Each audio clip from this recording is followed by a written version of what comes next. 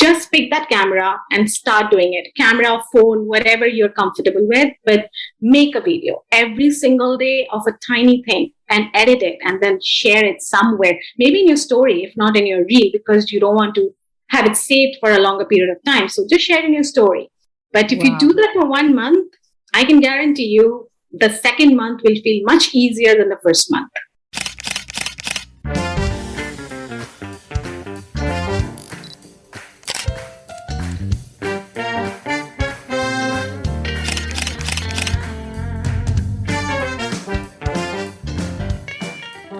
Hello.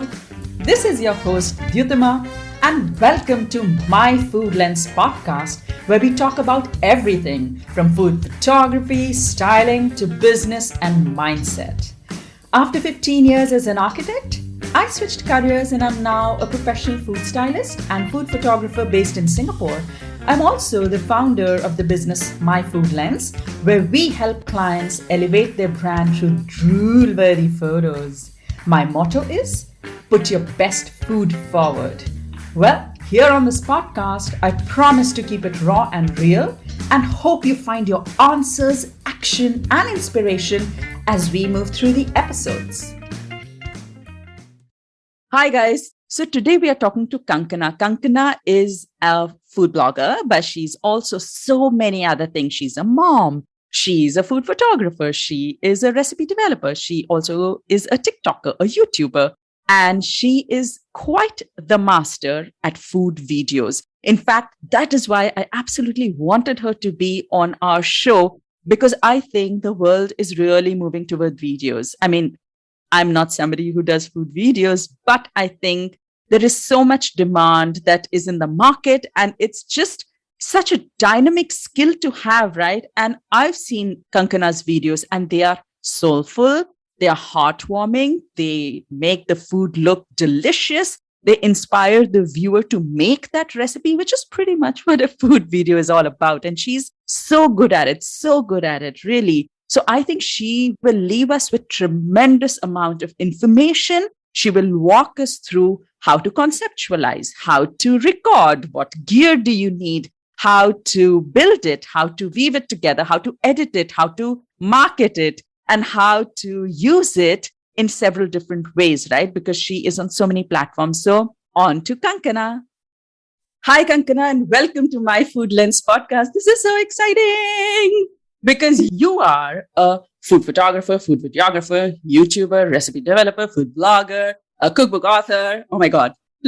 Is there anything that you don't do? Gosh. But whenever we have a guest on the podcast, something that I just absolutely love to bring up right in the beginning is what draws me the most about somebody's work. And for me, they are definitely your videos. Your videos are not just recipe videos. Your videos are stories. They are memories. There's nostalgia in them. The way you compose them, the way you just absolutely bring life and emotion to something, that just blows my mind. I think you're so incredible at doing that.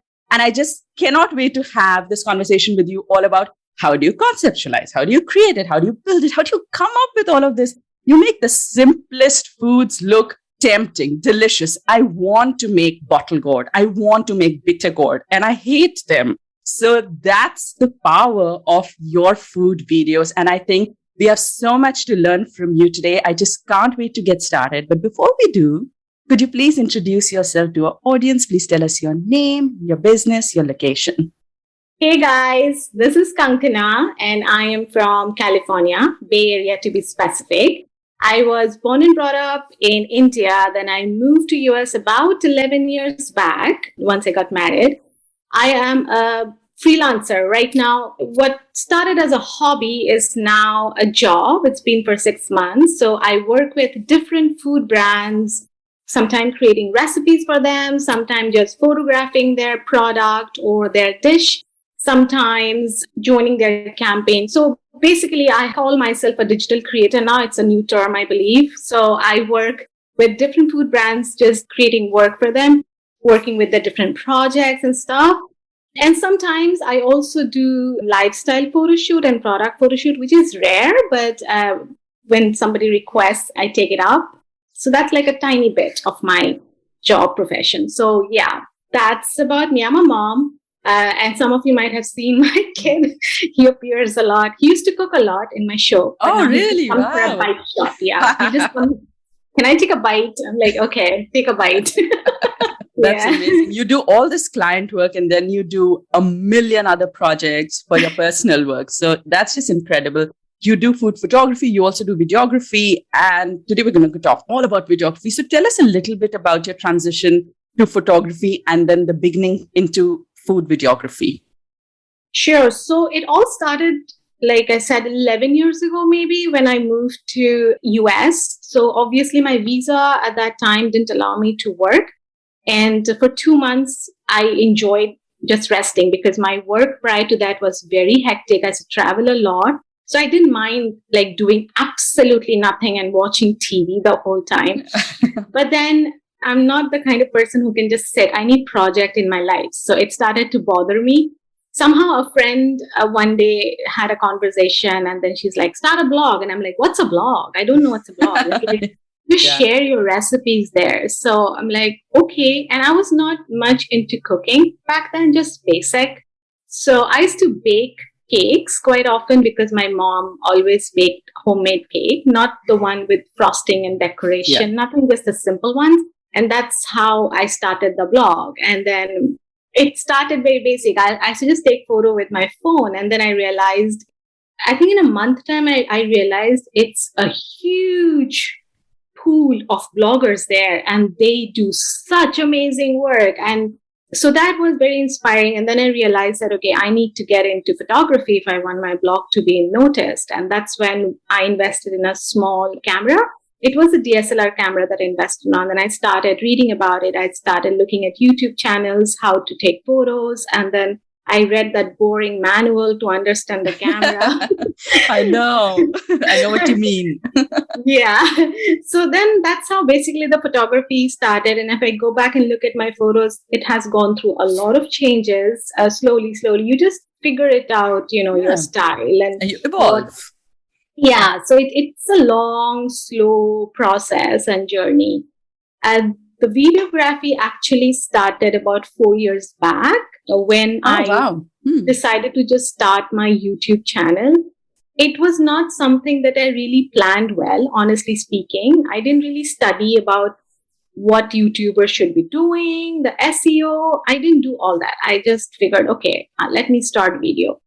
So that's how the YouTube channel started. And that's how I started doing videos. And I really knew nothing about it. But then, even if you go back and look at my videos, it's changed. It used to be, some of the recipes look really bad. I mean, it's like, I wish, in blog, you can go and change the photos. And YouTube had that option. They don't. You have to just upload a new video altogether. So that's how I got into videography. And then it obviously became more and more important in the last 2 years when Instagram decided to turn it into exactly.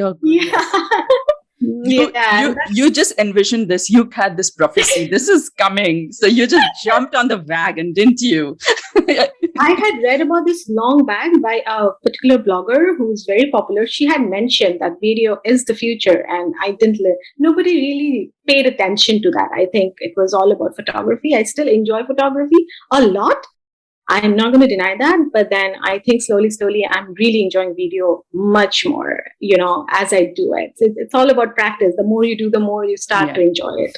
True. Mm-hmm. So tell us a little bit about, like, currently, what gear are you using for your videos? And is it like similar for photos? Is there something very fancy? How do you have mics? Do you have the special lighting? Like, what's the mystical gear that you use for your videos? Tell us. Honestly speaking, if I show my complete behind the scene, people will be like, really? I don't have anything very expensive. I don't even have a proper studio. I keep switching because of the, 2020 situation. My husband is still working from home. So I sometimes shoot in this room, sometime in the kitchen and stuff like that. So when I started, I used to just shoot in natural light. I use my same camera that I use for my photo shoot, which is actually quite old. I need to upgrade and that very soon. One camera? Are you using one camera? When I started with two camera, I can have both the angle. It will be easy. I don't have to move it around. But later I realized unless you have the same camera, there's always a color difference. True. And it was bothering me and I couldn't fix it in editing. I am not that professional when it comes to editing. I'm still very basic. Maybe it can be done by very professional videographers. Yeah. I was getting extremely bothered with the difference. So now I don't do that. Also, my other camera is Mark II, which does not really autofocus properly as compared to my camera that I use currently, which is a mirrorless Canon camera. But that also is a very old camera, nothing very new. And at least it autofocus, which is very, very important when it comes to videography. So yeah, because you can't move around a lot, So so I started with two camera, but now I am for the last 1 year, maybe 1.5 years, I use only one camera. I keep moving it around if requires. But yeah, so now, of course, it's been, I think 6 months or maybe a little less than that I take my videos only in artificial light. So I invested in a continuous light, which I use for all my videos because I now moved my setting to kitchen because I find it is easier to clean up. Right. Like taking the photo probably taking the video takes less time, but setting it up and cleaning it up is a hassle. So I moved to kitchen and my kitchen doesn't have a lot of good light. So I use an artificial light, which also gives me the privilege that I can do anytime, even if it's dark or, early morning. Yeah. So if you look at my old videos, you'll see the light is very natural and now it's all very a little bit, you can make out it's an artificial light. Yeah. So I use that for my video, but for my photos, I use a strobe. So now I'm kind of converted completely to artificial light. Yeah. It's so convenient. It is. And I realized that once you get used to that bright and clear and contrasting effect that artificial light gives, it's tough to go back to just natural. I still do natural if I'm doing outdoor shoot. I started vlogging. So those are still natural. Right. But yeah, typically my food is photographed in continuous light with the same camera that I use for my photo shoot. And I know that a lot of folks feel that, artificial light is a little bit tough and how do you control it? But once you really understand it, like you said, it's very hard to go back because you have control over your white balance. You have control over your ISO. You have control over so many factors and suddenly it's addictive, right? It is. I move I did a video and then I'm like, okay, it's beautiful light. Maybe I can just finish the photo shoot of the dish in the natural light. And then I take one photo, I'm like, no. So I move the whole thing again and I bring my strobe again. Oh man, yeah. I love artificial light for sure. But I have seen this wall in your house, that brick wall.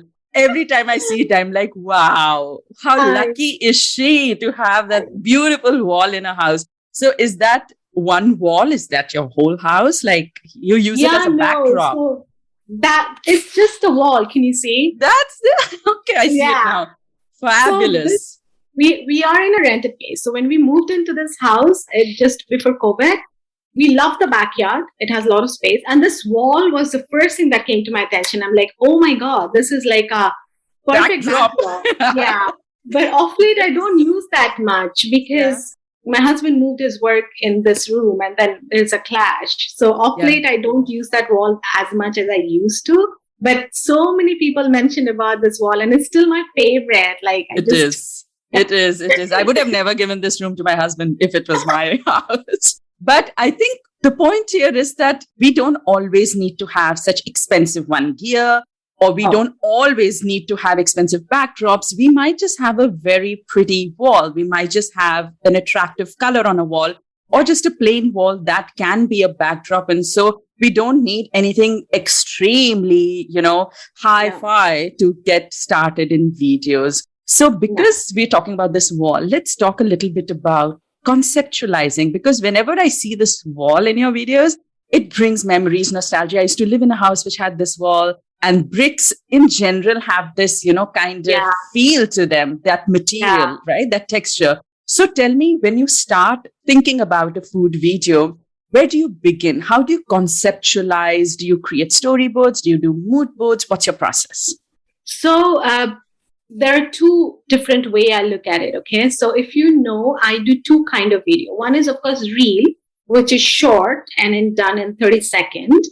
Then I also, but my YouTube videos are longer videos, right? So when I'm doing reel, I try to think. So for example, if I think of a dish, I don't write it down, but I kind of think that what are the things that are important in this particular recipe that I want to focus, that I want to show, and what angle I want to show it to. Like, do I want to go macro? Do I want to? So, for example, recently I did a garam masala reel. I knew that a garam masala is a simple thing. It's like multiple spices. It took, you just put together and roast it. And so my idea was that I'm going to show that nutmeg a little closer because it has nice texture. I want to show a flipping of this thing. So these few things and then I knew that once I grind the masala and I open the can, that the smoke comes out. I definitely wanted to capture that.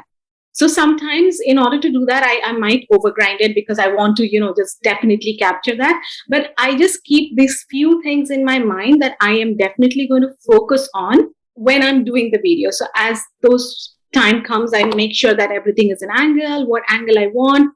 And I don't like to just keep in one angle. So I move around my tripod a lot based on if I want to show over the top or 45 degree. Then again, depends, depending on the dish. So for example, if it is a curry that I'm photographing an Indian dish, then I like to show some chopping and I want to show the chopping sound. So I plan that, okay, I just think that is there too much of chopping happening? Then people might get bored of seeing too much chopping, right? Then I try to cut it down to like, okay, quick chopping, or maybe just few chopping and few just dropping, like to mix it up and it doesn't get too monotonous. Then comes the part of the curry making, for example. Then I have to think about, okay, am I going to show sauteing or am I going to show pouring the water? So I just kind of plan it out a little bit, but I don't write it down literally like, okay, this is my board that I'm going to definitely show, because I'm always in a rush. Honestly speaking, I'm like this. Okay, I start my video at 10 o'clock. People are going to eat lunch at 12 o'clock. I have this 2 hours to finish my video. At times it goes till 12:30 and then done. So, wow. Oh, wow. Yeah. And 90% of the time I try to pick a video if I know that I don't have to take a photo. I have realized that because I don't like, again, nowadays I spend less time in photography, but I still want my photos to look nice. So I just can't have just a plain simple photo. I want it to be a bit nicely styled, So sometimes it gets too much. If the dish is really long, if it's taking time to prepare and then I have to take a photo, I feel that I'm exhausted to the styling. So I try to pick a dish from my blog, which is already photographed, and now I can add a new video to it.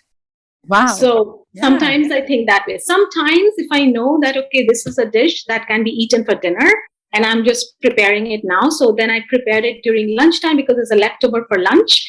And then I prepare it and then I eat lunch, take a break, and then I, photograph it again. So that is how I plan. But then again, like about the backdrop. So I kind of, if it is Indian dishes that I'm preparing, I try to keep some spices here and there, some onion, garlic and stuff.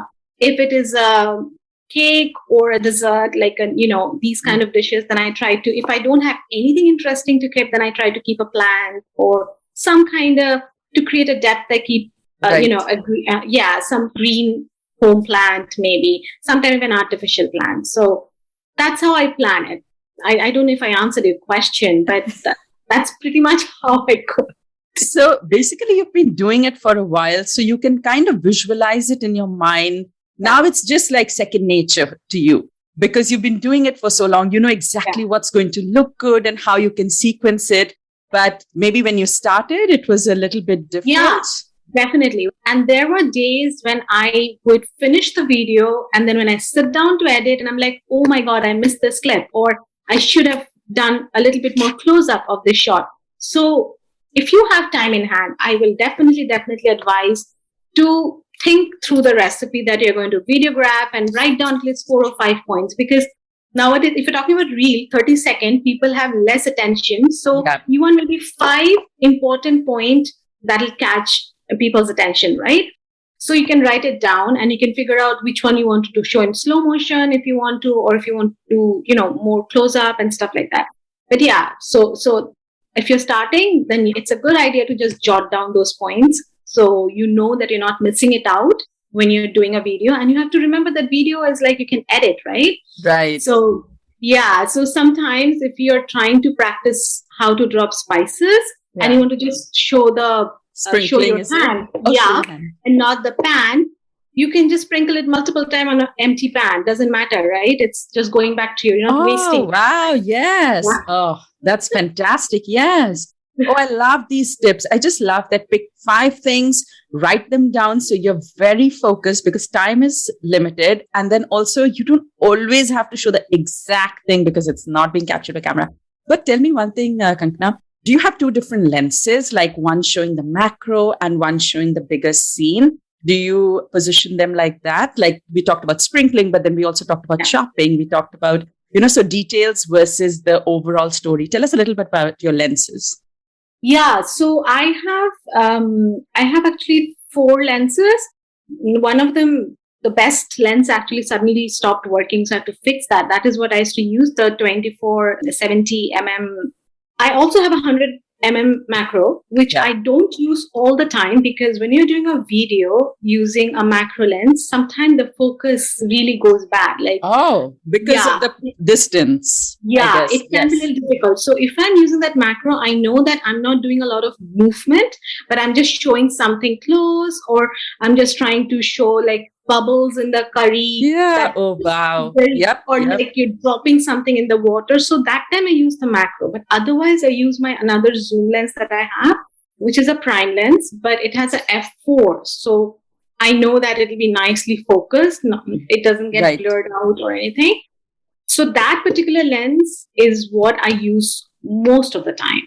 The other lens that I use a lot is a 2405 mm. Okay. Canon lens, f4. So that lens actually, because it can zoom and it can still go quite close up, even if not a macro scene. Yeah, that works best for most of my video. But sometimes I have time, a little bit more time in hand, or sometimes if I know the recipe is too simple, nothing much to show, I try to add a little bit of drama by changing lens, going a bit of too close up, all those things. So these are the 2 lenses that I use most of the time. Fantastic. Wow.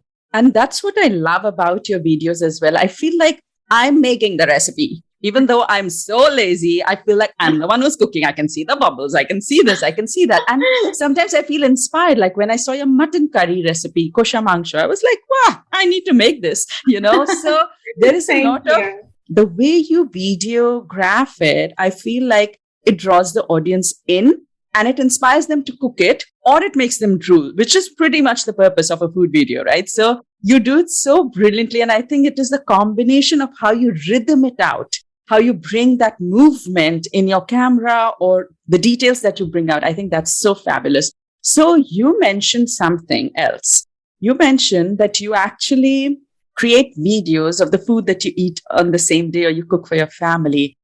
I have had such like different conversations with food bloggers who are like churning out content. You're churning out content like incredibly. It's like every day one recipe, you're just going. And I've talked to so many other food bloggers and they're like, oh yeah, we just do like 4 recipes a day, 3 recipes a day. We're just like boom, boom, boom, So they are creating for the camera and they have dedicated days. So tell me, how do you usually batch your work? How do you pre-plan? How many recipes do you create in a week? Most of the time, I create at least 1 recipe every day. So there was a time when I used to even create multiple recipes on weekend, but I don't do that anymore. And I realized that if I just try to push too much, the result is really shabby. So 90% of the time when I plan my meal for the next week, I kind of think of, okay, these dishes I need to photograph. These dishes I have to prepare for a client. So I put it in my meal plan. So that way I and thankfully my family eats everything and they understand my job and they're okay if they have to wait or they have to eat a sandwich because I have to make 2 dessert that day and I don't have time to cook for lunch. Now my mother-in-law is here. Sometimes she'll help me also and all that. But 90% of the time, it is like if I'm preparing something for lunch and if it's a dish that is not in my blog or something I want to showcase, and I plan it accordingly that I start videographing at 10, it's done by 12:30, then we eat lunch and all that. And then if I still have energy in the evening and I know I'm not taking my son for any class or I'm just sitting at home and not going out anywhere, I might plan a snack or a dessert or maybe another dinner that I'll be videographing and photographing. So that's how I go. But I have never done this. I know a lot of content creator does where they cook the entire day, like 4 to 5 dishes back to back. But here the thing is that I am the cook, I am the photographer, I am the stylist, and I'm the cleaner. Yes. So, it is exhausting. Every time I tried doing that, I land up just trashing that last video because I absolutely dislike how it looked. So that's when my husband says, do not do this. Just stick to one or two. And it's okay if you're not able to deliver a content every day. I'm not very good at this, if you can see, right? I'm not very good at being viral and showing up every day. I try. I fail because in my opinion, you are very consistent and very viral. You show up so consistently on my feed, either as a still photo or a video. So for me as an audience, you are present all the time. And which is why I brought it up. I feel like you always have this content and I just marvel at how effortlessly you do it. And I feel like, oh my God, how much is she cooking in a day? And these dishes are not just a salad that's put together. It's not just something that comes together. You're cooking dishes that take hours. Sometimes those curries, those masalas, everything takes a lot of effort. And it sounds like you're making them from scratch, even just for the video. So that's a ton of work. Oh gosh. So tell me, do you ever cook the day before to shoot it the day after? Does that work? Yeah, sometimes. If it is a cake or cookies or snacks that doesn't go bad, that can last longer, then I definitely sometimes prepare it the previous day. Sometimes red meat, I purposely prepare previous day, not because I want to photograph it next day, but because it tastes good the next day. Yes, so it does. I purposely do that the previous night and I just keep it in the fridge. And sometimes I make the video when I'm preparing it. And then the next day, I just, kind of recook it a little bit just to bring that freshness. And then I photograph it and finish the shoot that way. So very rarely, because especially nowadays with my in-laws here who mostly eats Indian food, we are eating a lot of variety of Indian food. Right. And curries, as you know, needs to be photographed then and there or else it doesn't look nice. So it's not happening a lot. But yeah, if it's cake or stuff like that I can save, then I definitely try to do that. But you do pre-plan for the week ahead. You know what clients' work you have on hand. You know what projects you need to create for yourself. So that kind of pre-planning does happen, right? Definitely. I am that kind of person. I just cannot jump. Like if you just come and knock at my door and say, let's go for a picnic, I'll be like, nope, I am not planned. I cannot do it. It's not in my agenda. So I am very, like my friends knows this. I'm extremely organized. And I think my mom gave that to me. It wasn't there for a very long time, but with age, it started coming more and more.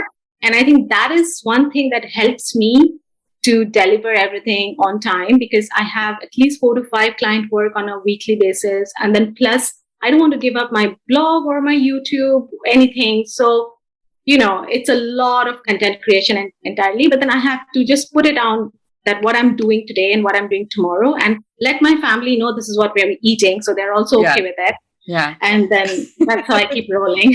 Fabulous. So tell us a little bit about your client work. Like, how do you approach clients or how do clients find you? And what do you usually pitch for or what do they approach you for? Is it more for videography or for still photography? So tell us a little bit about your client work. Sure. So the client work actually started about 6 years back when we moved to India. My son was just 4 months and we had to go back and we went back for 2 years. Oh, and then suddenly my blog was kind of dormant. That I was hardly blogging, I was hardly Instagramming. But then few brands started reaching out to me. I started working, and that's how my freelancing work started. And around that time, when we moved back, I had my work permit as well. But to tell you the truth, and I don't want people to think I'm bragging, I never actually pitched anybody. I am bad. I'm somehow work kept coming, and I feel very, very lucky and very, very blessed. And I also somehow, in the last few years, I didn't had situation where I'm without work. So I didn't pitch anybody. I'm sorry, I'm blabbering here, okay? But I'm just trying to be very honest. And most of the time, the client who approached me, they actually referred to my Instagram profile. They said that that is how they reached, which is why I try to be very active so that they know that, yes, I'm still working and I still do this. My freelancing work actually started picking up in 2019. It started becoming more and more. And I had repeat clients, and I think they have the database because I feel that if one PR contact me, then another one, I don't know how they have okay. Interesting. Yeah. Yeah. So that's how most of the work keeps coming to me. And then if I work with somebody, they like my work, then they come back again the next year again. So that way it's just happening for the last 3-4 years. I have a media kit. Sometimes I haven't really done the proper pitching to a brand for any work purpose because I have my own personal work, and the work that comes in keeps me busy. I never felt that much need. Yeah, but that's something I need to learn, definitely. Well, I just have to say that you might not have pitched, but the quality of your work is what attracted those clients. And you have, again, consistently created quality work that they keep coming back. So what we create is so important. It's not just about churning out quantity, but you've done such incredible work that clients are automatically, they're like, oh, she's the person. Let's go to her. Let's get this job done by her. So obviously it comes down to the quality of work that we produce, which we know is mind blowing. So what do you find? Like, what is the trend that you're seeing? Is there more demand for photos, or is there more demand for videos?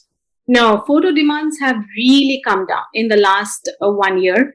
Earlier, I used to only create photos or create recipe with 2 photos for their website or photos for their brochure. Now, I think in the last 6-7 months, maybe more, I haven't done a single work for photos. It's all video content. Yeah, it's all video. They want either reel that I have to share in my profile, or they want in their profile, but I have to create for them. So it's been constantly videos. Only recently I'll be working with a brand of creating photos, but that's like very, very rare. So everybody's moving towards videos nowadays. Wow. And it's also because you do them so well. That's what they probably know you for, right? So no one would ever come asking me for a video because heck, no, you good. No, don't say that. No. I don't do videos. So it's also what you're putting out. And so I always relate to your videos. So probably that's what clients are also seeing. It's also the kind of work. So it comes down to create the work that you want to be hired for. So clearly, that's happening for you. So should we talk a little bit about pricing? Does that sound okay? Yeah. It's just whenever people are getting into either photography or a creative field, I think the pricing, rates, all this just boggles their mind. Yeah. So just tell us a little bit about how you navigated through it. Like, how did you price your service or your work, even though you did not have any business background, or, how did you navigate through that in the beginning? So, actually, when I started in India, like I said, that's when I started, right? When we moved back, I did approach a few bloggers in India asking to understand the pricing. Not everybody is comfortable sharing details. Some of them did. And based on that, I just started giving my quotes. Right. And then I realized slowly, as I talked to others, then I saw a few articles where they say that it is very sad situation, but apparently most of the time clients will see how many followers you have, what is your blog impression, how many visitors you have, which makes sense in a way. So based on that, you need to be a little bold and start pricing. So I'm very bad when it comes to all this money talk. And I used to always think that, okay, am I charging too much? Too much. Oh my God.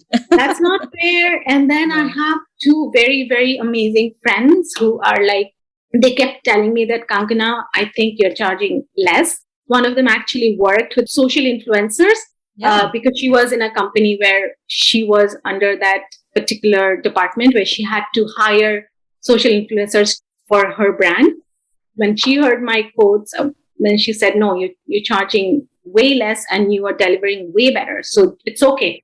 So now what I do is that I have a standard quote, of course, but then I sometimes, honestly, what I do is I see who the client is. If they are a big brand, definitely they have budget. So I don't try to shy down. Okay. I may go a bit more, and then there might be some negotiation happening here and there to come down. Right. But if it's a small brand and I know that I love their product and I definitely want to work with them, then I don't mind cutting down my price. And there are times I have even not really charged them a lot, but then I really want to support them because they're such good, people and such amazing brand. So I have done those things also. But I would say if you're starting up, I have helped a few of the Instagrammers that had reached out to me saying, Kankana, I'm doing it for the first time. Can you please help me? So I will always say that you have to figure out how many hours are you spending doing that work. Is it just photographing a bottle of juice, or is it making a juice and then styling the juice and then photographing it, or are you taking videos? So it's all about that. And also, what ingredients are you buying? Are you buying simple orange or are you buying passion fruit? So you have to keep all that in mind and then give a quote. But whenever you're quoting, you should not, like I did that. Now I say to everybody, don't ever think you're not good enough. If they reached out to you, that means you're good enough. So just be proud of your work. And what are you losing? You're not losing anything much anyway, right? So they reached out to you. Unless you're really, really serious about you have to work with them, it's very, very important for you, then it's up to you how much you want to cut down on your price. But I think you have to just start. And there are a lot of articles I would recommend people to read it so they get an idea of the number, the exact number, how much to charge. And videos obviously are more as compared to photos. Like I charge at least 50% more than what I charge. Yeah. And again, that makes sense. Absolutely. But again, it depends on how long the videos are. So if I'm making a video, I do some sponsored videos for my YouTube channel where the videos needs to be longer, which means I have to spend more time, right, in creating that video and editing. So I charge more. But if it's a video for the reel, which is 30 seconds, which means it can be done in a shorter period of time, and it's a small recipe or a small video, then I charge less. So now, of course, there is a standard price, I think, in the market because that is what I've been using. And maybe a little bit lump sum here and there negotiation happens, but more or less that pricing is, it's working for me. Maybe I'm charging less, I don't know, but it's working for me.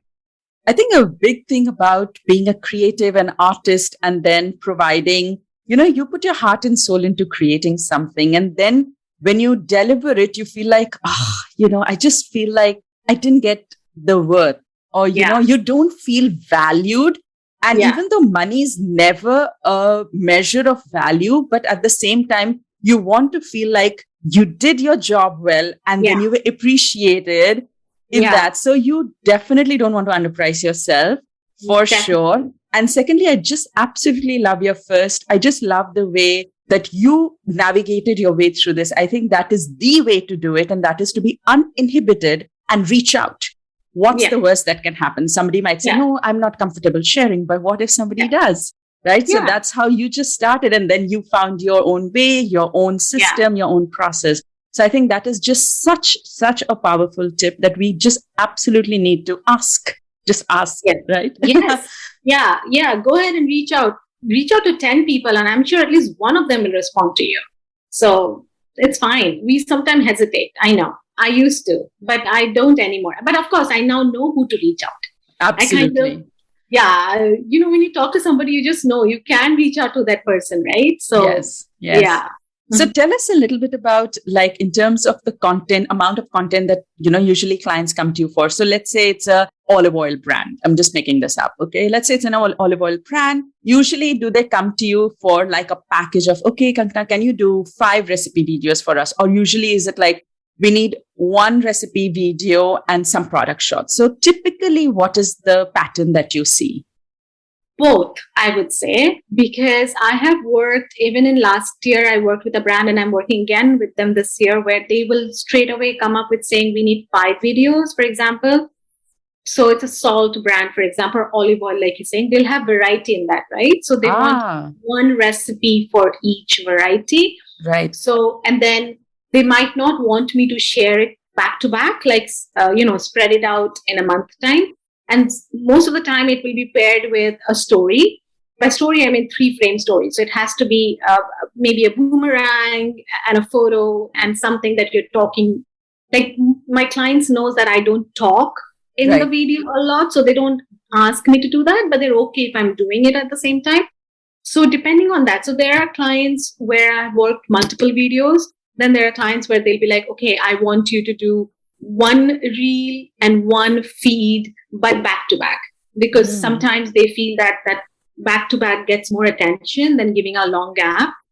I think it's a lot to do with how or what the client feels. But if it is a new brand, if it's a small brand, they often do with just one video. But a big brand, so far I've worked with like whatever big brands I've worked with, they always want like 4 videos or 3 videos. Like Hmm. currently I'm working with a brand and I'll be working with them throughout the year.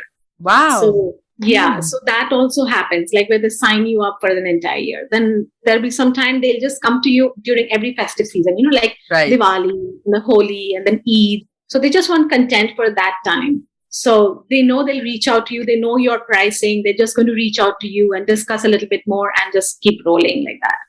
Fantastic. So tell me, how does it work in terms of license? Because as photographers, we are quite particular about what kind of license we are providing, especially to the big brands. So whether Yeah. if I'm shooting for McDonald's, then I'm very clear of what my licensing fee is going to be. But like if I'm Right. shooting for a boutique brand, then my licensing fee is very different, sometimes inbuilt. But Yeah. how do videos work? Because video can be like on TV. The reach of a video is much more, and Yeah. it can be everywhere. So is your license different in terms of fee, or your terms and conditions a bit different of usage for videos versus photos? Yes and no. As in, honestly speaking, so far, it's only one client where I made video for them. I like gave it to them. So they kind of bought the license for that particular video. But most of the videos, otherwise, it's like that. Like you share it in your Instagram and you just tag them, and they are supposed to give credit to you if they're using your video. So I haven't had any very detailed thought on how this licensing works. It's a very important point. Thank you. And I really need to think through this. But then I haven't done a work where I just made videos for them. Like I'm not sharing in my social, Understood. because all the work has been like this. Like you share in your social media and then you can just tag me. Kind of, it's like bringing awareness of their product Right. more than just Understood. Okay. making. Yeah. I guess that is the difference between photos and videos, because for photos, you might be shooting for their website. You might be Yeah. shooting for a media coverage that they have, Yeah. or for the newspaper or a magazine article. For sure. I think I definitely see the difference here. So let's talk about something you mentioned earlier that it's not your favorite thing, editing. So Uh, I know editing is like some people love it and some people just Yeah. hate it. I, for one, I honestly am intimidated by videos because of the editing process. I feel like, do I have the time to sit and edit? It's very intimidating and overwhelming for me. I open applications sometimes and I close them off because I'm like, I just can't do this. The learning curve is somewhere else. So tell us how you edit. What application do you use? Do you use it on your laptop? Do you use it on your phone? Walk us through that a little bit. Sure. So I use Final Cut Pro for my video editing, and it's obviously in my laptop, as in my screen, not in my phone. And yes, editing is so different when it comes to video and photo. Okay. And I am not even learned like 50%, I think. Okay. There's so much to know about editing videos. I know nothing. Photos, I feel it's so easy. Like, okay, one corner is a little too exposed. I can use a brush Yeah. and I know the same thing can be done in videos too, but I am yet to learn that process. And whenever I try it, it looks weird. It looks like, okay, this is not natural. So I don't even try that anymore. But what happened in the process of video editing in the last 2 years is that I learned how to create preset in video editing, like how we do for photos. Right. The same way we can create our preset. So one question I often get asked by my readers, like people who see my videos, is that how all your videos look so similar. It's because I use the exact same preset. And because I use artificial light, my lighting is also exactly the same. The setting is same. So now I have learned how to use S-curve and everything in video editing. And so now actually, to be honest, it's not all that difficult to edit. So now what I do is I just bring the clip, I trim it out. I know what I want, what I don't want. Then I just stitch all the clips together and then I use my preset that I have.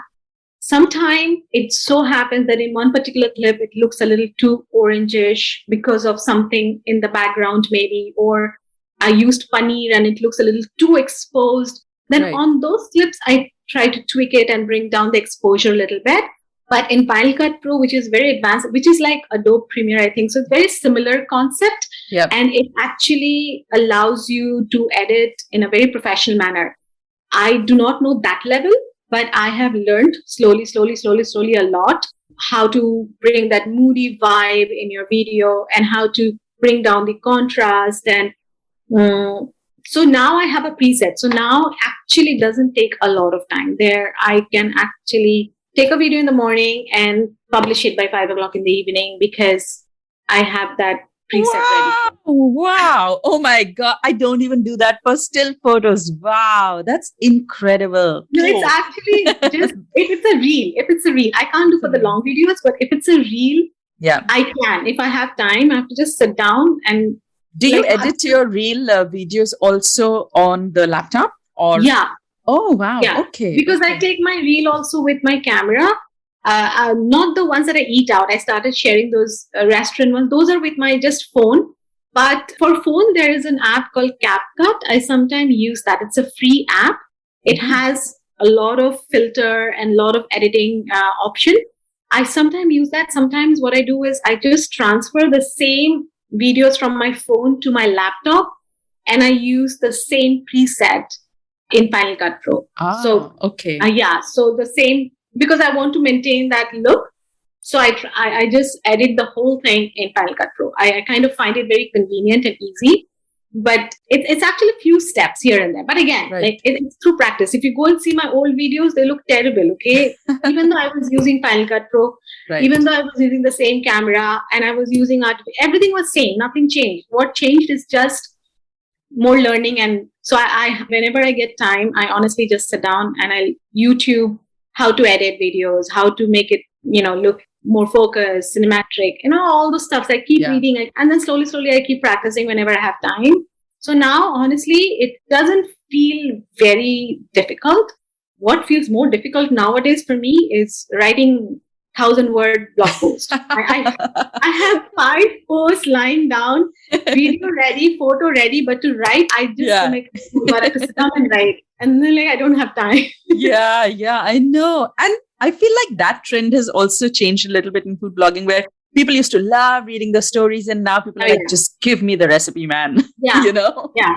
It's the same thing you're just repeating, but you still have to maintain the SEO. So you have to still write at least 500 words, right? So it's still a lot of writing. Oh gosh, I don't know how you do it all. I just don't know. So I know that you have a YouTube channel, you have Instagram, you have Facebook, you have a blog. At one point you wrote a book. How do you manage all that work? Does it come down to how efficiently you plan it out? Like, how do you create all of this content? I would say planning, definitely planning. Yeah. So I know that in a week, I definitely want to post one video in my YouTube, which is a long video. I want to post at least 2 blog posts. I try. If not 2, at least 1 I try for my blog. And sometimes it could be a travel post, which I started doing again recently, or a recipe. So I know that every week I have to figure out time in that 7 days to find 2 recipes that I have to. One has to be a video and one has to be at least photo that goes in the blog. So once I have that ready, the rest are just buffer, like, okay, I can make a quick reel and just put it up in my, because reel is important and I have to stay active in my Instagram as well. Planning is everything. For me, I'm really thankful to my mom to have that in me that I like to plan, I like to organize. I know what I'm cooking tomorrow and I shop accordingly. I'm like, okay, I have to prepare a spring pasta. So if I'm preparing tomorrow, I'm going to go get the vegetables fresh on Sunday or Monday morning. And that evening we are eating that. And my family supports a lot. They are really sweet. Like they don't mind if I am just constantly cooking the same dish again and again because I don't like it. My husband understands this whole thing that I do, and he also helps me sometimes. And some days I'm crazy. Some days I get very tired and nothing works because creativity is, you need to have. So I shut down. Some days I completely shut down. I don't do anything. And then the next day I feel much better. So I also push myself. I don't think I ever sit down with a cup of tea or something. Like I'm constantly working and I like that. And then I sit down only at night, 9 o'clock. That's my TV time, no matter what. Wine time. Wine and TV. There you go. That's like my husband also. We both have the same choice. So son goes to bed and we are like wine and TV. That's my time. Don't tell me anything to do. No, but you deserve it because a lot of folks don't understand that as physically exhausting as it is, you have to manage the light, you have to assemble the gear, you have to move your camera, you have to do the cooking. It is physically exhausting, but also your brain gets jammed. You're just like, after a while, it's like block. It's like there's a stone that's sitting on your head. It literally feels like that. And you just need to release. You just need to like close, right? So today morning, I shared a story about how I had to edit like so many videos. And then when I sat down, I realized one particular video, I created the project, but I didn't import my videos and I formatted my memory card. Oh, no. So it's all gone. Oh, no. Oh, gosh. That's time for wine. I was so mad. I was like, and it happens because the last few weeks have been really hectic. So it's a learning. Now I know for the next 1-2 months, I'm not going to make this mistake of keeping things in my memory card because as soon as the video is done, I just import it. Oh, man. It has to be somewhere. That's like a nightmare. But tell us, for a lot of folks like videography, myself included, like videography is very intimidating, very overwhelming. If I ever move in that direction, it will take a lot of strength, stamina, and willpower, and a lot of reshuffling of my current activities to kind of, segue into videography because it's a whole different ball game. But you are already there. So what is your next step, or what is it that you are looking as you move forward in your like creative journey? What's next for you? First of all, let me tell you, it is really not that tough. In fact, once you get the hang of it, you will realize it is much more easier than photography. I am not really kidding. I am not kidding. Okay, because there's less amount of styling involved, more moving around involved. Yes. Okay. Like you have to move. If you are like me, who wants a different angle, you move the tripod. You want to have some space around. But it's really not that tough once you get the hang of it. And I know I said that, I think 2 weeks back, that I'm starting the course of videography where people can learn from me. Yes. And it's all ready. I just need to publish it. So I'm hoping by tomorrow or the after, I'm definitely going to publish it. People will say, Kankana, you keep saying and you don't publish it. But my God, wow. I will start. I wanted to have an understanding of how to go about and have the course ready. So it is ready. And I keep getting this request a lot to teach how to make videos.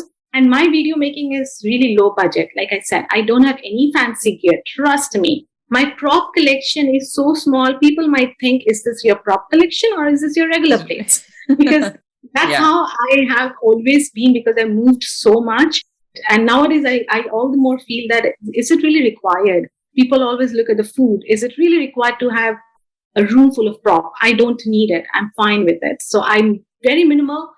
And I want to teach that to people, that you don't need an entire room to make a video. You can. My kitchen is super tiny and I create video in a tiny corner, and you can do it too. So it's not difficult. Okay. Wow. All it needs is that passion. You need to have that passion. You need to feel that I can do it, and you have to push yourself. That's all.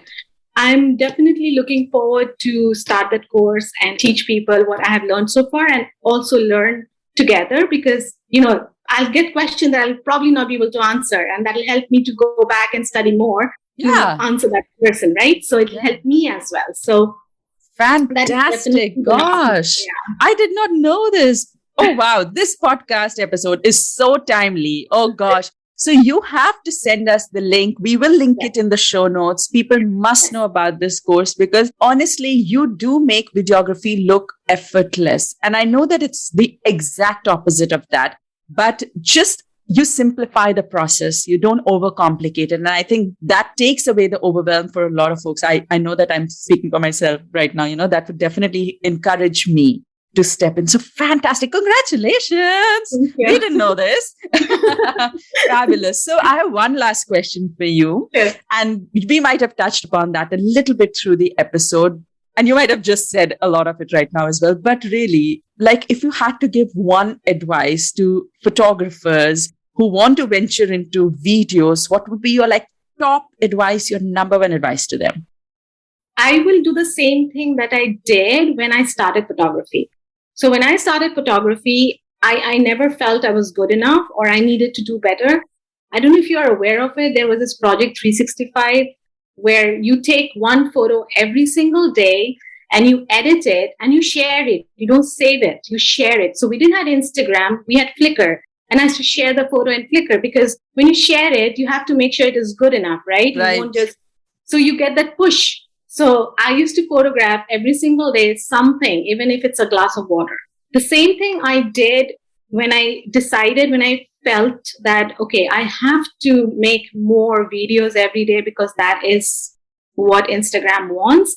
I started making videos every day. So let's say you don't have to think about videographing an entire recipe. All right. So if you're doing it for the first time, just keep a glass of water and pour water and make a short video, 4 seconds. How does that look?